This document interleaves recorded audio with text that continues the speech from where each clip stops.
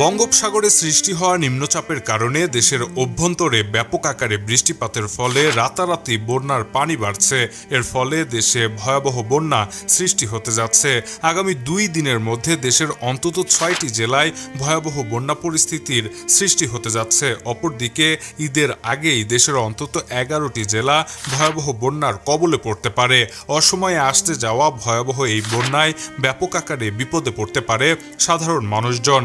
আগামী কয়েকদিনের মধ্যে দেশের অন্তত 11টি জেলায় স্বল্পমেয়াদী বন্যা পরিস্থিতি তৈরি হতে পারে বলে সতর্কতা জারি করেছে বাংলাদেশ পানি উন্নয়ন বোর্ডের বন্যা পূর্বাভাস ও সতর্কীকরণ কেন্দ্র।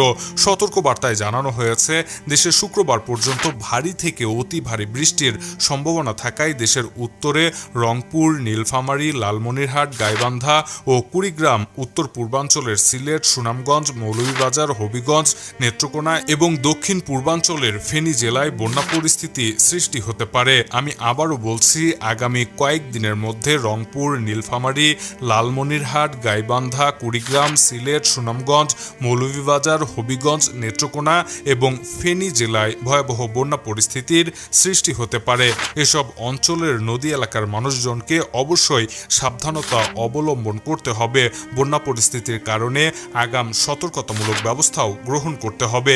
এদিকে ভয়াবহ বন্যার কবল থেকে বাঁচতে হলে অবশ্যই আগাম পদক্ষেপ গ্রহণ করতে হবে এবং বন্যার বিষয়ে সর্বোচ্চ সতর্কতা অবলম্বন করতে হবে। প্রশাসন থেকে শুরু করে বন্যা এলাকার সাধারণ মানুষজন সবাইকে সচেষ্ট ভূমিকা পালন করতে হবে। সরকারিভাবে প্রশাসন থেকে বন্যা মোকাবেলায় ব্যাপক প্রস্তুতি গ্রহণ করতে হবে। অন্যদিকে নদী এলাকার নিম্নাঞ্চলের মানুষজনদের অবশ্যই বন্যাকালীন সময়ে নিরাপদ আশ্রয়ে চলে যেতে হবে।